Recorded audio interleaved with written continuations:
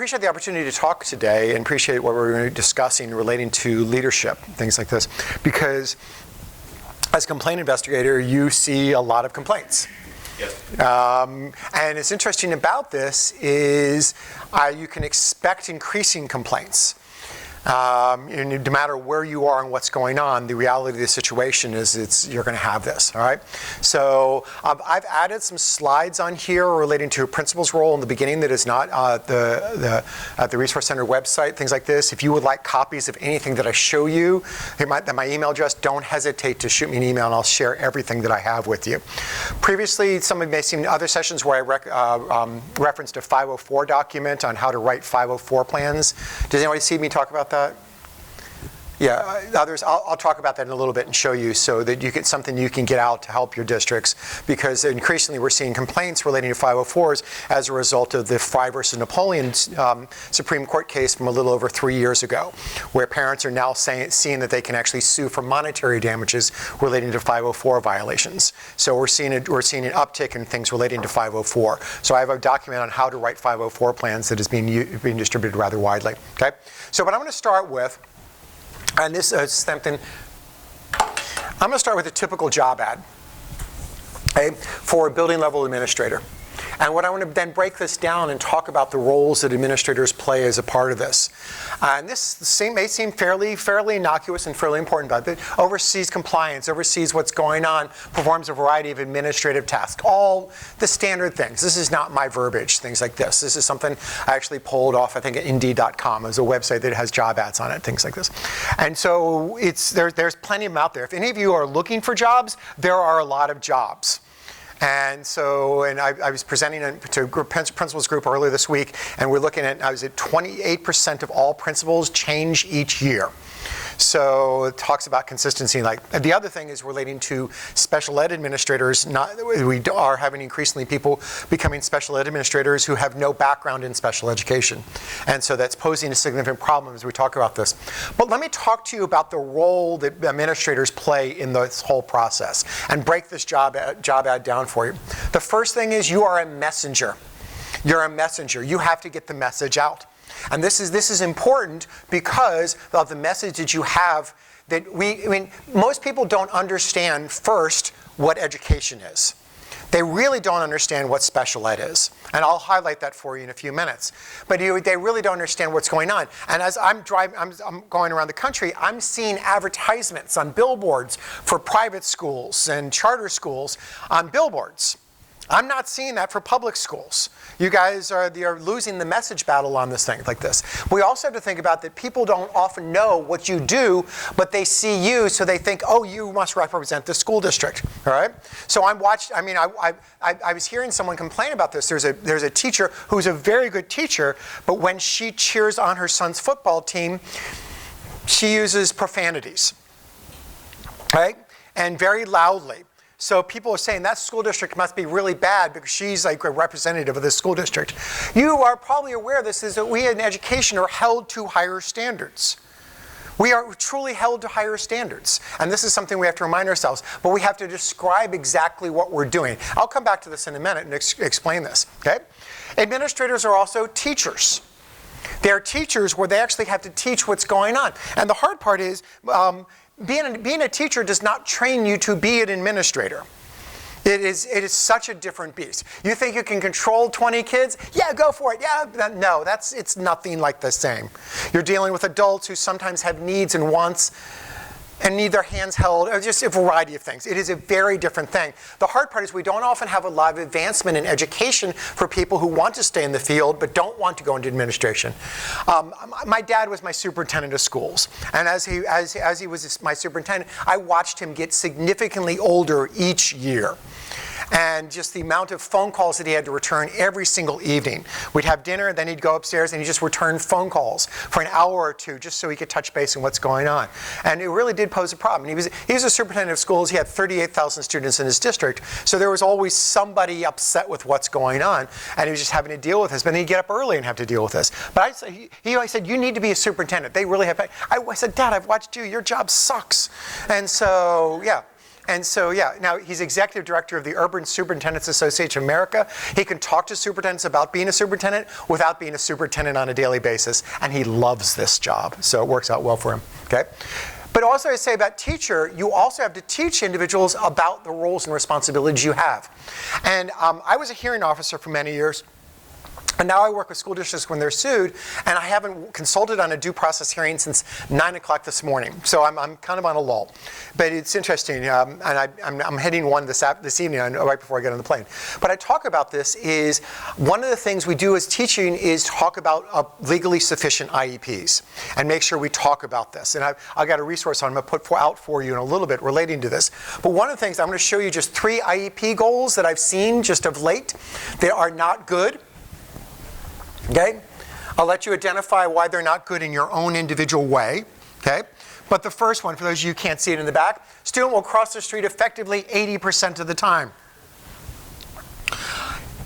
So if he's hit once every 10 times by a car, he still is going to meet his goal. Yep. So, but you have to think about it. Some of these goals we strive for 100%. 80% ain't enough. All right? Next one. Student will understand what the teacher is thinking 80% of the time. I love that, actually. I love that. Things like, it was a speech pathologist who wrote this. The speech pathologist would make faces in their closet, back there with the student, make faces, and the student was supposed to tell what the speech pathologist was thinking. Okay? I've been married for over 33 years. I would be ecstatic with 1 out of 10. I would have exceeded my goal at that point, things like this. And the last one, Joe will write 15 of 26 letter sounds when dictated orally. How do you write letter sounds? Right? So yeah. Yeah, just go, yeah, right, yeah. No, you don't want to. You don't want to. But you have to think about this, is we write these things. We don't train principals really well on leadership relating to IEP goals. And they're often served as the LEAs in these meetings, and they don't have a sense. What 80% sounds great because all the other goals are 80%. And so you have to think about this, or we have a speech pathologist write these things. And we have to think about what we can do relating to this. So it does pose a significant problem. Okay? Next, a financial steward. You have to be a financial steward because one of the things that I often say, and some of you heard me talk about the Andrew Supreme Court case yesterday, I didn't emphasize this enough. In fact, I didn't emphasize this at all, is our legal obligation in schools is to provide an appropriate education. We are not legally obligated to do best education. So when you have staff who say, we need to do what's best for the child, no, you kick the staff under the table, okay? Because we're not obligated to do what's best. And this may sound different because we truly want what's best for a child, but we're not legally obligated to do what's best. I mean, take this in mind, okay? You have a student who lives 20 miles from school. How is that student going to get to school? Bus, okay? What's a little bit better than a bus? A car. What's a little bit better than a car? A helicopter. That's a lot better, but we're going to go with a little bit. Okay? What's even better than a helicopter? What? School in the home? Okay. Well, we want the kid coming to school, but all right. Yep. That's fine. No, that's fine. What? No. I appreciate it. Well, some of these students we don't want in school. I'm aware of this. All right. Okay. Okay. But okay, what's better in getting the kid transported than a helicopter? Teleportation. So right now I'm going to put that teleportation is the best way to get kids to school. But that's not our legal obligation to do what's best. Our legal obligation is to do what's appropriate. And this is where where you have a lot of contentious, because as a parent of a child with a disability, I want what's best for my child. Okay? I truly want what's best for my child. All right? And I will fight to make sure I get what's best for my child. Things like this. But that's not our legal obligation. So as a financial steward, you will have parents who will spend an enormous amount of time on the internets looking for solutions for their child. They will spend time trying to figure out what's going on. And this doesn't end. My mother-in-law is 88 years of age. My brother-in-law is 62 years of age. He has profound intellectual disabilities. She spends several hours each week on the internet looking for ways to help him communicate because she wants things to improve. It doesn't end. All right? So parents, and I don't fault parents. In fact, I encourage parents to look for ways of helping this. The problem is many of these websites for parents are beautiful, but they're about this deep. Or they're just laced with testimonials with no evidence. And so these things are.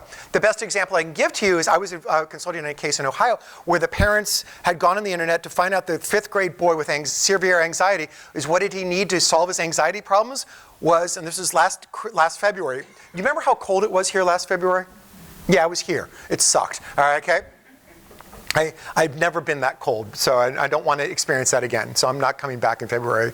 But it's interesting about this is the parents found out that it would solve his problems for him to soon go to Florida and swim with the dolphins, because that would cure his anxiety. And the only way, because he's so anxious, in order for him to actually get in the water, he needed his older brother, who was in 7th grade, to go with him, saying they wanted the district to pay for him to help him get in the water. I'm hired as the educational consultant to the district. We go in the next room, and what do they say? Tell us how we should answer this. And I said, well, how should we answer this? You should send him. I said, what, really? Yeah, and send me to take data, okay? Because you want someone independent from the district who's not biased, who's not been to that part of Florida to really experience. We ended up explaining to the parents, we didn't think it was appropriate or necessary. We put up all these other things. The parents said, oh yeah, sure, okay. But it was interesting. Parents are looking for solutions, and I don't blame them. I truly don't blame them, because they want to do what's right, okay? So, but you have to think about, you have all these other demands. What do superintendents often say to me when they see a special ed director come in their office? Right? I see the special ed director come in, I see money flowing out.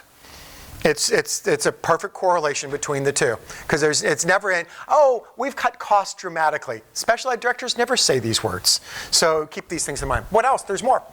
Marketer. Okay? You have to truly explain to parents what special education is. You really need to do this, because there's a lot of society does not understand what special ed is. And this is really an important thing, especially for those working with young parents with young kids. Because kids who are initially evaluated as eligible for special education, parents do not understand what special education is. How much do they not understand? Well, it's interesting. I've got some statistics here I'm going to show you. Okay? I do a lot of workshops for school board members. In fact, one of the next books we're going to be working on is a book for school board members about what they need to know about special ed. But I surveyed brand new school board members. And this is what they came up with as about what they think special ed is.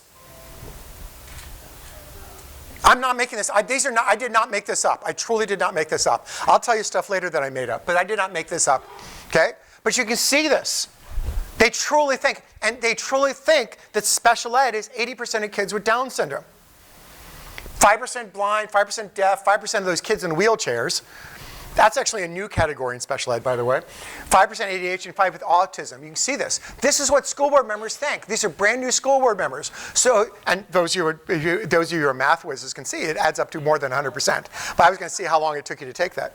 But I surveyed some people in the general population who are not educators, and the results were very similar. The results were actually very similar. And why I share this with you is that people don't understand special ed. So new parents who have their child first identified for special ed, they don't have a background experience of this. This is what they think special ed is. So there's often an antagonism with what they think their kid has to go full time to a special education classroom with kids who have Down syndrome. That's truly what they think. I looked at your statistics in Indiana. Your category, Down syndrome is not a category. Okay? Didn't think you'd learn something today. And your category of kids with intellectual disabilities is only about between 6 and 7% of special ed. And so it's not even one of the larger categories you have in special ed, but you can see this. But this is when we talk about society. So when you market things, you need to explain what special ed truly is. And explain to them what we are really doing as a part of this, because they don't understand. And there's some false misconceptions, inappropriate misconceptions about what we're actually doing in special ed. So keep these things in mind as a part of this. But there's another statistic, and this is not something that I came up with. Right? This is a chart put out by the U.S. Department of Education, and if you follow the top line is the number of kids who are eligible for special ed who spend more than 80% of their day in the general education classroom. Okay? You guys calculate that as part of your December 1 count, things like this. But inside the class, you can see that, and their data is only from 2014. I've looked, they don't have more recent data, but you can see how this number is increasing. This is not what society thinks special ed is, so you need to do a better job of explaining this. That most kids with disabilities spend most of their day in the general education classroom. And this is a part of what we're doing. There are some kids who never spend time in the general education classroom. That's a completely separate issue. But the vast majority of kids are spending most of their day in the general education classroom. And you need to remind people this. So it means you also need to train your general education teachers relating to this and provide them instruction, because most kids eligible for special ed are not found eligible for special ed until they come to school. And you need to make sure that your general education teachers, as your front line of defense, understand what the rules, procedures, and policies. So I just did that session for general education teachers, and what I basically said to them is there's an acronym, that classic special ed acronym that we have, is the acronym is KOSHK. You guys know that acronym? I'll teach you, right? Okay. It's KOSHK. Okay? KOSHK. It stands for new, as in KNEW, knew or should have known. Knew or should have known. Okay? So if you have a kid who at the end of the first marking period is not making progress, you are on notice that something needs to be done. It doesn't mean necessarily the kid's going to get special education. It means that something needs to change for that child. It's not working for that child at that point. And you are on notice for this. The vast majority, I was involved in 85 lawsuits last year. 78 of them related to that term, knew or should have known, where the district knew or should have known something was going on, and they did nothing to change what was happening for that child. So what are the parents suing for? They're suing for comp ed. The term compensatory education, that make up the difference between what the child should have received versus what the child did receive. That's a direct correlation. Knew and should have known, or KUSH is basically the abbreviation for comp ed.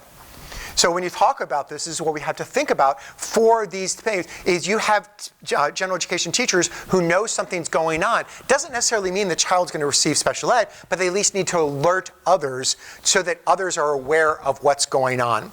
And they're aware of what we can do to provide supports for them, things like this. Okay? So the next thing is supervisor. Supervisor, you need to supervise what's going on. And I'll show you a very short video in a minute about this. But you need to make sure that you understand what's going on. I'm working with a principal right now who does not like to go into special education classrooms, because he says, if I find out that there's nothing going on, or I don't like what's going on, then I have to do something about it. Or when I was in San Diego not too long ago, and the principal was forced to come to my training, and he said, I'm not happy to be here. I said, nice to see you too. And he said, I think of special ed the same way I think about the new pool in my backyard. I had no idea where he was going with this. He said, if I learn to clean the new pool in my backyard, I'm going to have to clean that pool the rest of my life. So I'm not going to learn how to clean that pool. And there's a separateness about special ed and for some, because first, being a principal is hard. It's an incredibly hard job. But we have to think about this, is these kids are part of the school, and we need to be a part of what's going on as a part of what they're doing. Okay? Next, an explainer. Right? People will come to administrators with questions. And I can guarantee there's going to be some questions that you're going to be asked that you don't know the answer to. Okay? As a parent of 2 kids who are recently teenagers, I was reminded of this many, many times. Okay? Both my kids are now over in their 20s, and they periodically ask me for advice, as telling me how much they knew. Yeah, it does get better. But why I talk about this, you need to explain to others, teachers, parents, what's going on, bus drivers, aides, just anyone, explain where we are with this. Explain the process and things like this. It is a tough role, but you need to emphasize these kinds of things. Next one, advocate. Okay? You need to advocate what's going on and pay attention to the problems that are going on, and make sure that you stand up for these kids and stand up for the people in your building, stand up for the kids who are underneath your care. It is a tough role, but it's a vital role. In many places, people would be ecstatic if special ed did not exist. Think about this. In a perfect world, special ed wouldn't exist. In a perfect world, we wouldn't need special ed law. People would just do the right thing, and we wouldn't need this. But we're dealing with kids who have historically been prevented from attending school. Like my brother-in-law only was able to go to school legally for 1 year. He only went to school for 1 year. So he stayed home. There was no services for him. He needed help toileting. He needed help getting dressed. He's nonverbal. There were some things that he could have been taught, but he never went to school. So you talk about these things. These kids have been historically prevented from participating in education. And so there we have these extra rights and extra procedures for them. But it's something we need to talk about. But we need advocates for these kids. We need people to stand up because these kids are not often what everyone wants in their schools, and we have to address this. Okay? Next, a monitor. We need people to monitor what's going on. And and I do this on 2 levels. I have principals. What I recommend is principals periodically and special ed administrators periodically go into buildings and meet with the teachers and say, I'm going to pull 3 or 4 IEPs. Okay? And I want to just make sure that the kids are getting the services that are listed and delineated in their IEPs. Are they getting what they're supposed to be getting? Are they getting these things? It's better for you to find this out than someone from the outside. Someone from the outside, why did I look at you? All right, but someone from the outside or a parent advocate or something like this, it's better for you to do this. But I also, and this is going to sound like a lot more work than it really means, all right? As I tell principals, and in fact, all the districts I'm working with right now, as I have principals, and you should think about this because you're coming up to the end of the second marking period, is I have principals sit down with every single special education teacher, one-on-one. They sit down with a special education teacher one-on-one, and then they go through every single kid on that caseload and see if all the kids are making progress on their goals. And you're sitting there, you say, well, that sounds like a lot of work. It's not. It's not. Okay? Because teachers have to monitor how the kids are making progress on their goals already because they're reporting that to the parents. And if you're not, they need to do that. They need to be doing that. Things like this. So I actually monitor this. I actually demonstrated this for a principal where we had 25 kids. The teacher had 25 kids on her caseload. We went through all 25 kids in 22 minutes. Okay? It's not a make-work thing for the teacher because the teacher's already generating this. So what do? Teacher brings in, okay, kid 1. Kid 1's doing fine. Let's go through his 3 goals. He's doing fine on his first goal. He's doing fine on his second goal. He's doing fine okay on his third goal. Anything else we need to know about his goals? Yeah, he seems to be doing okay. Everything seems to be doing all right, things like this. All right? Anything else? Yeah, all right, fine. Go on to kid 2. Not his real name. Kid 2, we go through that. Okay? Then we do kid 3. We found 2 kids who were not making progress on their goals. We deferred meetings to the following week on what's going on. But it's 22 minutes. No work, no extra things like this. But the principals, I'm working with the district now. We've been doing this for a year and a half. The principals are so prepared for these meetings. They know the kids who are the ones who are going to have problems. So when the parents come and later, the principals have heard more about this. The principals are better prepared and can better answer questions. And again, no prep, no background work, no additional things like this. It works really well to monitor what's going on. Okay? So keep these things in mind as we talk about this one. Okay? So I've got a short video. I'm going to show you. It's only about a minute long. If you're looking for a longer video, I have longer videos, and I can show those to you later. I got the whole Forrest Gump on here if you want it. But it's interesting about this is this is a video of there was actually on NBC News. Of a case, and I was involved in a case where the teacher did almost exactly the same thing. I bring it in here just for I refer to as the shock and awe value. Okay, so I'm gonna play this for you. There's no real sound. Okay.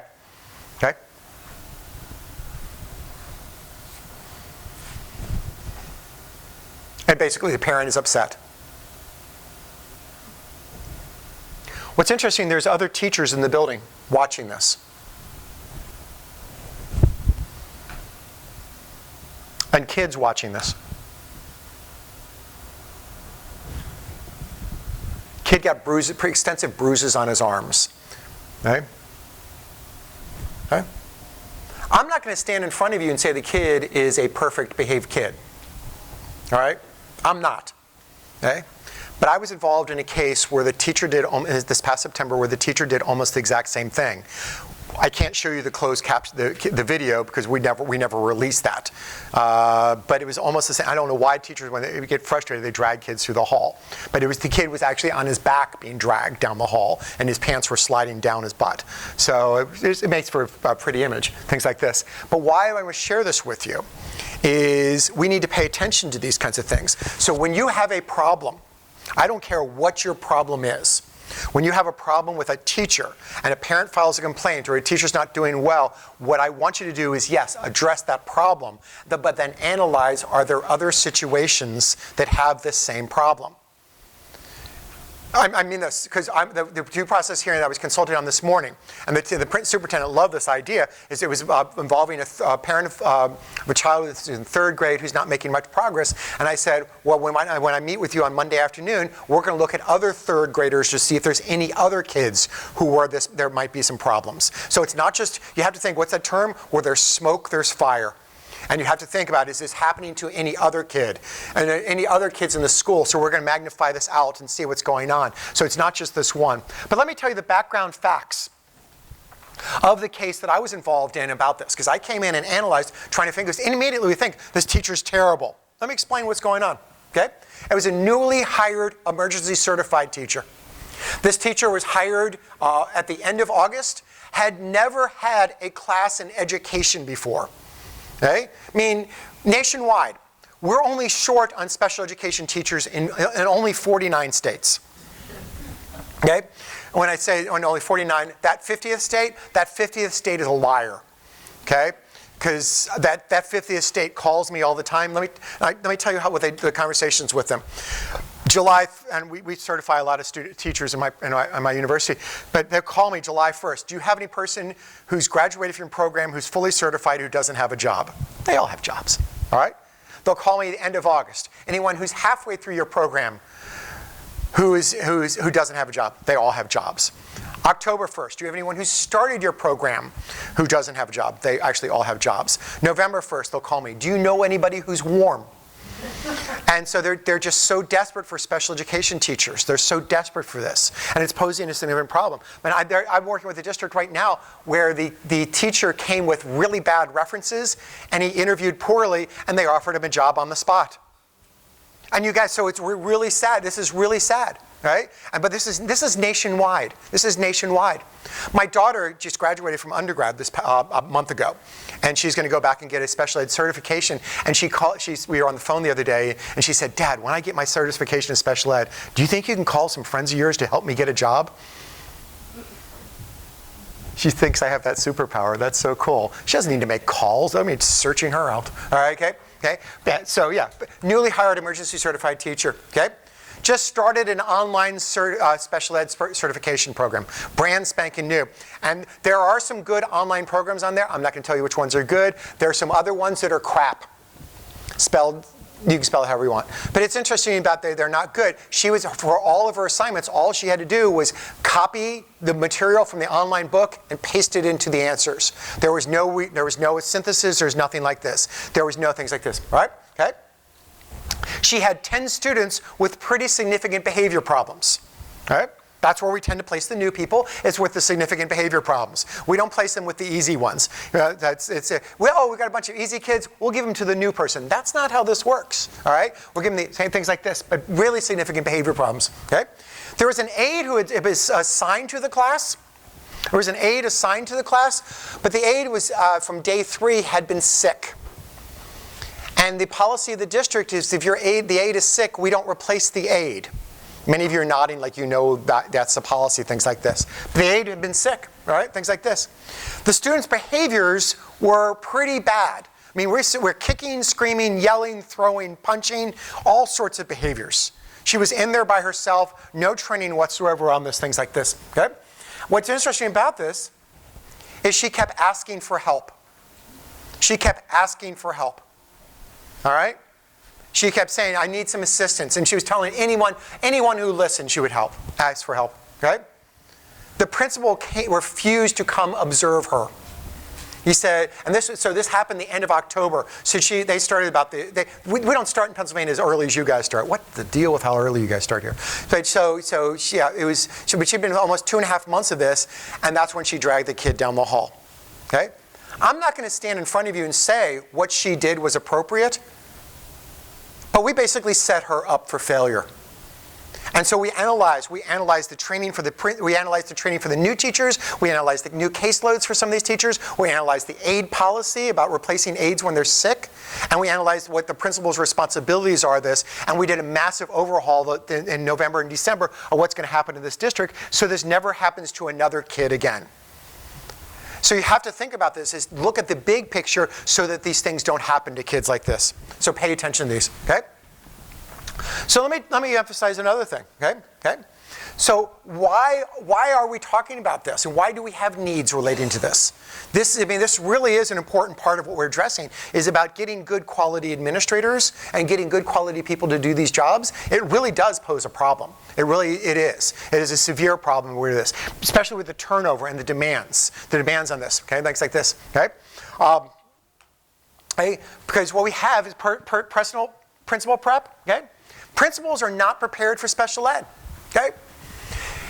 In 22 states, there's no requirements for principals to have any coursework or competencies relating to special education. 22 states, okay?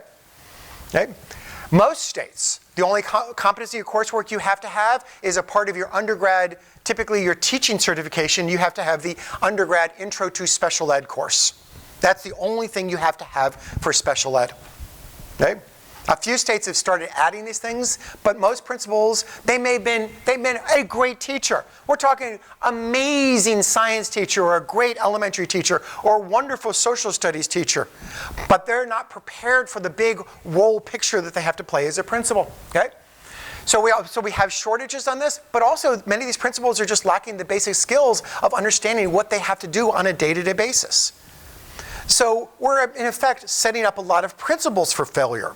And we're setting them up so that they're not doing what they're supposed to be doing. So I wrote that book for principals, what they need to know about special ed. And it's in its 3rd edition. Why did I write this? Because I was a hearing officer at the time, and a principal was testifying as the representative for the district. And the principal turned to the solicitor for the district and said, is this IEP term, is this a building level term or district-wide term? Because I'm not sure what this means. Okay? And so I'm not making this up. So when you think about the needs of principals and having this, we walked down the hall and settled that one pretty fast. But it's interesting about this. And so what are we doing as a part of this? Right? Okay? We basically, for lack of a term, we have a race to the bottom on principal certification. Okay? The states set standards for what principals do, and colleges compete. Well, how few courses can we do this in? Right? In Pennsylvania, it looked like originally about 10 courses to become certified in principal. Or there's another school, a school nearby, who said, oh yeah, we can do it in 8. Another school said, we can do it in 7. Another said, oh, we can do it in 5. There's another one who said 4 and a few weekends. So it's a race to the bottom. How fast? And I don't blame the students for going through this. Saying, because once I'm going to get state certified, just a visual reference. State certification is like here. Visual reference. You want them to be about here. But it's a race to the bottom. This is a nationwide thing, is we're doing this. And so we're doing just a few weekends here, a summer intern practicum here when there's no one in the building. You can do these kinds of things. And that really does, so we're not doing ourselves any favors in this. And we're not doing anything that helps with this. The certification is a low bar, and with online programs, again, there's some online programs that are really good, not so much on others, okay? So there's some phrases as we move forward. There's some phrases that I want you to keep in mind, okay? There's some phrases that I want you to keep in mind as we talk about this, okay? And what our obligations are in providing services for kids. And these phrases really do steer everything. The first one, okay? Based on a student's needs and potential for growth, okay? What are the needs? So what do I do for districts? Okay? Districts, when there's either a complaint or a lawsuit filed, they'll use the FedEx machine. They'll FedEx me stuff, typically on Thursdays, and they'll ask me by Monday to write a report whether they should settle or what is their liability, things like this. It makes for a fun weekend. Okay? But I luckily, no one's FedExed me anything, so I think I have a weekend that I can walk with my dog, so I'm really excited. But I talk about this is the first thing I look is the present level statement. And so what I'm actually demanding is districts beef up their present level statements. I did the trainings for the National Association of School Psychologists relating to the recent Supreme Court case on this. So I'm demanding that we beef up training relating to present level statements so we have a much more accurate picture of where the child currently is functioning. Because if you don't have a good idea where the child's currently functioning, your IEP, I don't know how do you make heads or tails about the needs of the child unless you understand what the present level statement is. So I make sure we have really good statements from all the teachers, any aide, anyone who comes in contact with this kid. And so I give models to the general education teachers of what a good present level statement is, because general education teachers often don't know what to write. You ask them, could you write me something up on this kid? And then they shut down because they don't know what you want. Do you want one sentence or 700 words? And if they don't know what you want, they shut down. So come up with good models so you'll get the same thing over and over again. That's fine, but at least you'll have a better and more accurate reflection of where you are with this. But dramatically beef up your present level statements. Because that is, for me and for all the attorneys that I work with, the parent attorneys who have educational advocates working for them, they go straight to the present level statements. That is the first thing that they look at, and then they make determinations based on that. Second thing, okay? Challenging, ambitious, measurable goals. Ambitious. I can't emphasize this enough. Ambitious goals, okay? I can teach you all how to write a goal so that the kid is going to master it in a week. All right? That's not challenging. That's not ambitious. You need to come up with challenging and ambitious goals so that this kid is being pushed.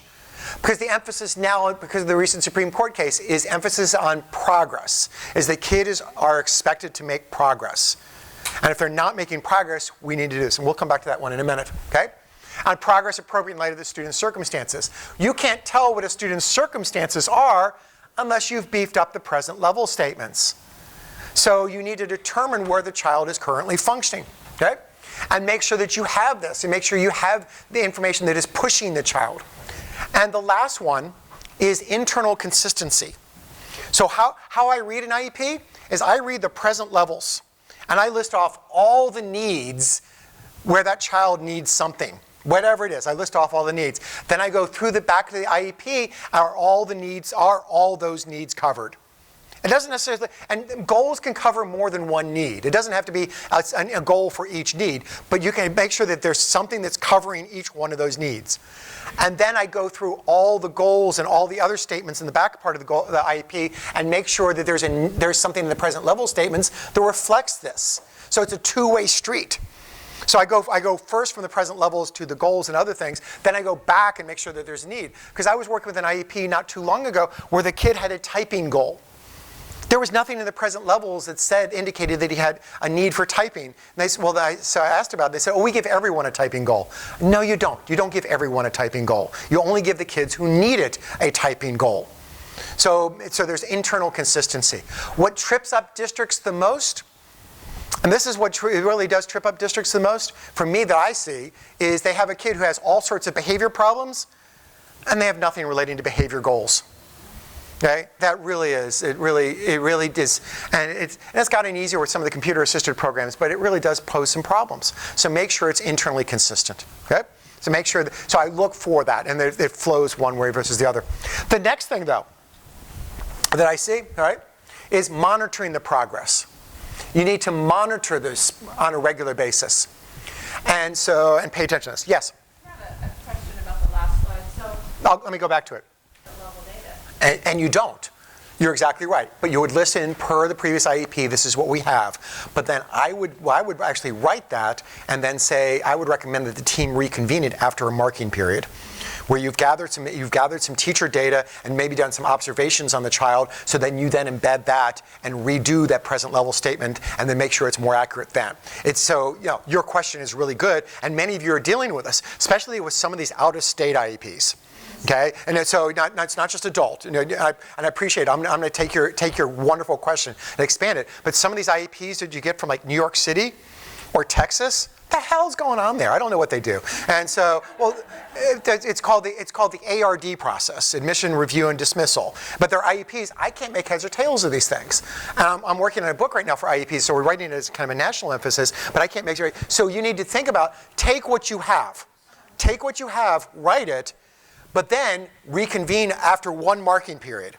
And if you at that point feel like you really don't have enough information, ask for an evaluation so that you can get an evaluation while you're implementing the IEP. So you're truly doing what's appropriate for that child. You're not just using the stagnant data that was there previously. You're building on what you have, and you clearly see a need for additional data. And you take that additional data and you run with it there. Okay?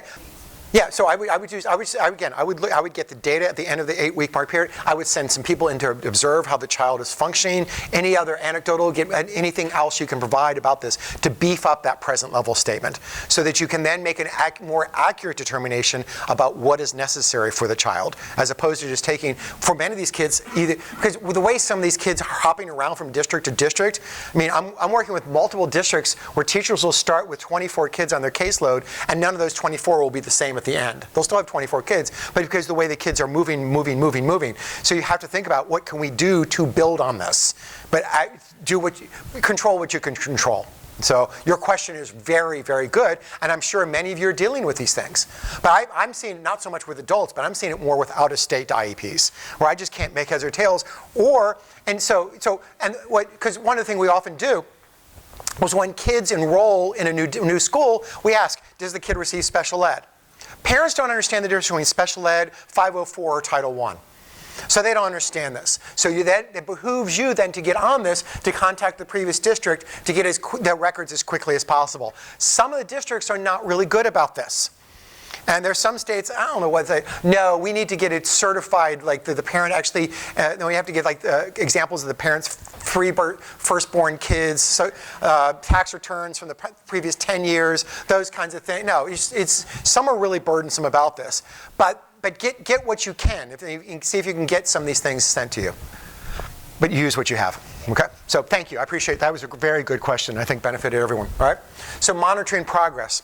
Some of you saw me put this slide up yesterday, but what's interesting about this is I was involved in 85 lawsuits last year. 79 of them settled because we did not have progress monitoring data. So what I'm demanding of every single person out there in schools is beefing up dramatically your progress monitoring data. Okay? Because if you don't have progress monitoring data, I'm not going to put you on the witness stand. And we're just going to settle this. There's no use to put you on the witness stand. It doesn't make any sense whatsoever for me or for you to go through this waste of time to do this, because I know we're going to lose. So you need progress monitoring data. So how much progress monitoring data? I'm saying, like, in a 9-week reporting period, 4 to 5 data points per 9 weeks, so that you have multiple data points on this kid. Okay? And when I talk about this, I'm talking about it as a series of small snapshots, regular small snapshots. It doesn't have to be long video things, snapshots here. So it's like a 10-minute probe on reading here, 10-minute probe on math there, another 10-minute probe on reading, just short things. It doesn't have to be long things, but you have some sense of the progress this kid is making on his or her goals. And by doing this, you have a better understanding of what's going on with the kid, and again, you can make informed decisions about the programming and placement for the child. I have a list of inappropriate or poor progress monitoring data, where the progress monitoring data, they say basically on a reading goal, kid seems fine. Another one, likes school. Another one, reads really good. I'm not making that up. And so you're seeing this, but you need to be able to graph these things, and you need to be able to chart these things. The problem is as many of you are aware of this, is Ames Web only goes up to 7th grade. So there's a National Center for Intensive Instruction, which I'll show you their website in a few minutes. They have some progress monitoring tools for secondary that work really well. And that's so you can't just say we don't have progress monitoring tools in secondary. There are progress monitoring tools on this. The problem is there's not good progress monitoring tools on a lot of behavior objectives. But we need to get some behavior data from you on this so we have some sense of where we are with these kids so that we can then make informed decisions about where we're at this. Okay? But give me the progress monitoring data. Give me this. Okay? So if you have a complaint from a parent, I don't care what the complaint is. I don't care what the complaint is, but if you have a complaint from the parent or you have a hearing request, things like this, I want you to follow this 6-step process. Okay? Learn about the complaint. I alluded to this a few minutes ago. Learn about the complaint as much as possible. Then, does this complaint apply to other children? Okay? Is this complaint apply in any stretch of the imagination to another child? Okay? Then try to figure out, why did this happen? And we often say, okay, because we often say we put paraprofessionals in with no training. Well, you know what your district needs to do? Your district needs to start doing some training. Okay? And start things like this. My daughter started working as a paraprofessional in a school with kids who are autism who are nonverbal. She had 20 minutes of training. Most of it relating to, this is where you punch in and punch out. And this is your ID so you can get in and out of the building. And we'll do some safety training in a couple weeks. Go. Okay? We need to do better of this. We need to do better jobs of this. We need to do things instead of setting aides and teachers up for failure. Okay? Is training necessary? It's amazing how many times I go into districts and we find that they're doing appropriate training. We then do in-services for the teachers. We then do in-services for the administrators, in-services for the staff. And I've got some tools for that I'm going to show you in a few minutes. Are changes necessary? We've had to fire teachers. We've had to fire principals. Okay? My most egregious example, where actually it started me down this road a few years ago, is the 9th grade gym teacher did not like kids with disabilities. So he did not want the kids with disabilities to change in the same locker room as everyone else. Okay? So what did he do? He had the students change in the hall. Boys and girls change in the hall. Okay? And that went on for a few weeks until one of the siblings of one of these kids saw this. Parent, get this, complained. Yeah, parents these days. All right, okay? Okay, so what the gym teacher found a room next door to the gym and had the kids change in the room. Okay? Parent heard about this and complained because boys and girls were changing together. So the solution was, and it was a windowless room, turn out the lights. 16, 17, 18, and 19. So, building on your wonderful statement there, I want you to imagine, and it was a windowless room about the same size actually, is windowless room, they turn off the lights, you send a bunch of 16, 17, 18, 19-year-olds, boys and girls, into the room and tell them to take their clothes off. Imagine what can happen and then come back just a little bit, but not much. And that's what happened. In that situation, the teacher lost his job, the principal was aware of this, lost his job, the director of special ed lost his job, and the superintendent lost his job because the superintendent was aware of this. Wasn't doing anything about it because he was a hunting buddy of the gym teacher. But when the parent filed the OCR complaint, it changed everything rather dramatically. So when I talk about these things, look, are changes necessary? We need a full things. And then last, and this is the most important one. This is the most, I'll walk through these individually real fast. Most important. What can be done to make sure these things never happen to another child? Okay? And you may think about it, this is a cost-saving thing. I'm actually more worried about other kids suffering. That's more my concern. And increasingly, of late, I'm hired by insurance companies. Didn't think I'd be hired by insurance companies. When districts keep getting lawsuits, they say, go in and tell us what's going on. So this doesn't, they're looking at it as a cost thing. I'm looking at it as so other kids don't suffer. Learn from these complaints. Learn from these complaints so other kids don't suffer. So I'll walk you through this real quickly. So when I say learn about the complaint, understand what's going on. Get as much information. Interview everyone who might be part of what's going on. Learn what you have about this. Second, Does this apply to other kids? I told you about the one this morning, 3rd grade boy. We're looking at the other 3rd grade kids. We're going to look at the other kids in the building to see what's going on about this. But learn about these things. Build on this. So it's not just a one-off. Too many districts think about these things as a one-off. No, there's others who might be impacted what we do. So look at the policies. Look at the procedures so that this doesn't happen to other kids, things like this. Okay? More. Okay? Why did this happen? Okay? And going back, that video I showed you, again, that teacher was severely frustrated. She was severely frustrated. She said she was at wit's end. She's not a teacher anymore. She said, teaching sucks. And I don't blame her. She had multiple bruises, multiple cuts, multiple kids are kicking her. She put on shin guards on her legs and on her arms before she walked into the classroom because she knew she was going to get bit. She knew she was going to get punched. She wore extra thick sweaters, even in September when it was hot in her building, because she knew she was going to get punched in the chest. She knew these things. She was frustrated. She said, it's not worth it for me to do this because of the lack of support that she was being provided. So when you have to think about why are these teachers suffering such as this, it's because we need to support them.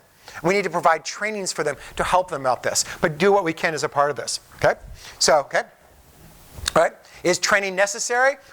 Training necessary? Yes. So I work with a lot of districts. I come in and do the training, but then I do follow-up about 4 weeks later. So whoever you get to do training, don't just do a one and done. Don't do a one and done, okay? Because it's the nature of adult learning. You guys will form questions, you'll form information, and things like this. Have training. So what I do with multiple states right now, do a training, and then about 3 or 4 weeks later, we do an online question and answer period so people can continue to answer questions. Whoever you get for your training, demand something like this so that they're not just out of town by sunset. They're there to actually provide continued care for what you do. Build on these things because you form questions, and when you apply these things. My daughter went through a safety training last week. She's since formed all these questions. She's ready for another training because she's forming additional questions when these kids come at her. So you really have to think about these things. Okay? Change is necessary. Maybe the time, maybe making sure we have better training for administrators, that they're there for the meetings, that they're there to pay attention to what's going on. We need to think about these things so that we have more supports to help them as a part of these things. But it really does address where we are with this. Okay? But the last thing, okay? What can be done to make sure this doesn't happen to another child? And that is the most important thing.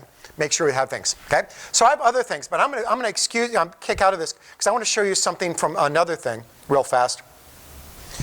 What's interesting about that is because I was talking to 2 different teachers in 2 different states yesterday. One in Virginia, which has poor union representation, and one in Connecticut, which has union rep, basically is like functional equivalent assistant superintendent. And so you complain to union rep in some states, you get a lot of support. In other states, they don't even return your call because there's nothing that can be done. They're not even part of you're not even part of the union. So you just need to make sure that you're documenting as much as possible your calls and your answers.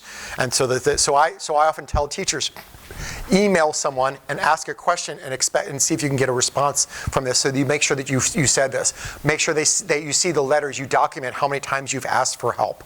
You document how many times you asked for assistance, and you document the information relating to this as much as possible. That is a non-answer, by the way. It doesn't answer your question, but it's the best I can give you right now. So, and I know I shared part of this with some of you yesterday, but there are some training modules that I want to push on you guys. And they're free, by the way, as in FREE, free. Okay, is as a result of the Supreme Court case 3 years ago in Andrew F., is the U.S. Department of Education realized that they needed to do something to help train school districts relating to legally sufficient IEPs. So the U.S. Department of Education contacted Michelle, who's here, and me to come up with a module, one for teachers and IEP teams and one for administrators. And so they have these. So we went through this. We just finished them. They were finished a few months ago. I was on the call with them this morning briefly because I'm presenting on this next week with them. But it's now being used in 35 states, mandatory training for teachers and administrators relating to IEP development. Why is this important? Hey, first, it's free. Okay, just to emphasize, it's free. But I've written a lot. I've written a lot of things, and I apologize. I'm sorry. I'll move over here. Okay, but it's interesting about this is it went through 7 layers of legal vetting to make sure it is the right thing. So I've written a lot of things, but I've never had anything with that kind of vetting before. So it's intensive vetting on this. So there's one. So this is the website. All right. Okay. They have information on developing high-quality IEPs. This is something for your teachers. It takes about 2.5, 3 hours to go through. But it's for your teachers, and there's videos, there's snapshots, there's examples, there's a test on the end. They can print off a certificate. Right now, their certificates are free. The certificates, I think, starting this summer are not going to be free because they're of cost things. But you can get a certificate showing you've gone through this process. But it goes through detailed things, detailed information relating to this. It really is a wonderful resource. Okay? So when we wrote this, we didn't know how incredibly popular this was going to be, but it took a long time to put this together. Okay? We also have one for administrators. Administrators leading IEP teams. This is for building level administrators and supervisors. So I wrote this one. We wrote them parallel to each other and kind of vetted me, so we share responsibilities when I took the lead on this one. But these have the U.S. Department of Education's stamp of approval about what you need to know relating to IEP development. They're free. Push them out to your teams. Push them out. Get as many people to use them as possible. I don't make any money off of these. So seriously, if you want money, I can tell you. Yes? How long is the administrator one? About 2.5 hours also. They're parallel to each other. Okay? In fact, my law class is going through it right now, and they're saying it took about 2 hours and 40 minutes. Okay? You can stop and you can start. It doesn't have to be 2 hours and 40 minutes dedicated. You can stop and start with this, which works really well. But the two are written parallel to each other, and so we're having actually some special administrators. I'm telling them to go through the teacher one and then the second one also, so they can see what the teachers are seeing, and then hold the teachers accountable for you've seen this now. You should be doing this. Okay? But it's a wonderful resource. The IRIS Center also has a variety of modules on a bunch of other topics, but these are the ones that they just did on IEPs. They never did one on IEPs until the NDRF decision. And so they only just released this past summer. So they're out there, and they're incredibly, incredibly popular. So, but they're free. So they're a great resource. Okay? So I'm pushing them out as much as possible. The next one is the National Center on Intensive Intervention. National Center on Intensive Intervention. Okay? And what this has is they've come up with, and this is where I was alluding to this before. They've come up with examples. Okay? Okay? They've come up with examples for National Center on Intensive Intervention. This is their mission. You see this. They have progress monitoring tools for secondary. This is so if you're in secondary, this is where I would go to look for progress monitoring tools and see what you have relating to this. Okay? So it's a great resource and has wonderful things for you. Okay? But they also have some strategy for high quality goals, and they have some things for behaviors. Again, a free resource on this. So, but I'll go back to the website so you can see it. Okay? I apologize for how small it is. Here, let me get out so I can blow it up a little for you. That should be a little better for you to see, okay? But that's the website. And so you can see. But again, everything I'm showing you here is free stuff. And this is stuff that can benefit your district and benefit what's going on. Keep this in mind and really help with where we are with this. Right? So I'm going through because I'm going to be running out of time on this. Okay. The last thing, and I apologize, I know I've shown this to multiple people, but I was having increasingly districts coming to me relating to 504 legalities. So I wrote a document about what you need to do to write an appropriate legally defensible 504 plan. And so it's not on the website. I'll give you my email address. I'll email it out to you so that you can have a copy. Things like this. But I'll walk you through real quickly. What is a 504 plan? How to write a 504 plan? And then accommodations by specific disabilities. And so, because I'm seeing assistant principals and schools counselors writing 504 plans who don't have training in how to do these things. And so basically it talks about what is a 504 plan, who qualifies, what does it contain. In layman's language, we worked on this. Okay. The difference between accommodations and modifications, really important. And then step by step, how to write a 504 plan. Step by step by step by step. Okay? Things like this. And then we have accommodations by disability. Okay? And all the different disabilities, they're written in the same format. So for like ADHD, which is the first one, right, alphabetically, but you can see we have a description of the disability, like an example, then 3 valid websites if you would like to get more information, then a list of possible accommodations for a child who has ADHD, right? So so you see all the different kind of possible combinations a child might have. We have these, and I'll scroll, just show you one other one real fast. Asthma, bipolar, cancer, CP. That's an easy one because we all understand what CP is. But you can see they're all parallel to each other. And what you do is when you walk into a 504 meeting, all you have to do is read this one page. And now you can talk the verbiage. You understand what the possible accommodations might be for that disability. And there may be others. I'm sure there are other accommodations that might be good, but at least you have a starter kit to go with. And for many individuals, they're floundering in how they're writing these things, and it poses a significant problem. And this is a great document. Get it out to whomever might benefit from this, and really do share this as widely as possible. And I do want to recommend this, okay? And so let me get out of here so I can pull back up. That's my email address, okay? It's the one I check more often than anything else. Email me and I'll send you a copy of the 504 document so that you can get it out to whomever. Because I'm in negotiations with a book publisher. We're going to start writing a book on legally defensible 504s. We're starting that in April. I will lose copyright rules to that. So I won't be able to send it out to people after that. So I'm sending it out to people right now as much as possible, and hopefully it'll benefit what's going on. It's used in multiple states for many kids relating to 504 development. And I did training in Guam on it recently. So it's out there. Email me for the 504 document, and it'll do things like this, okay? So we have a few minutes left for questions, okay?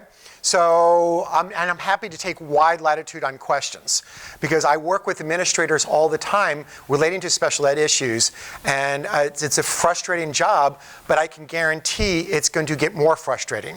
I may sound like the bluebird of happiness here, but as more parents are becoming involved in litigation, it's something that you're going to have to deal with, and something you're going to have to pay attention to. So, questions. Someone who has fiduciary responsibility within the district. Okay? Similar to, that's typically the same definition we have for LEA, but someone who has the authority to actually say that we're going to be doing this. I'm seeing districts assign it to regular education teachers. Regular education teachers don't, all right? School counselors, no. I would assign this to principals more. Principals or supervisors, but give them something like this and training on how to deal with this. Make sure that they understand the difference between accommodations and modifications.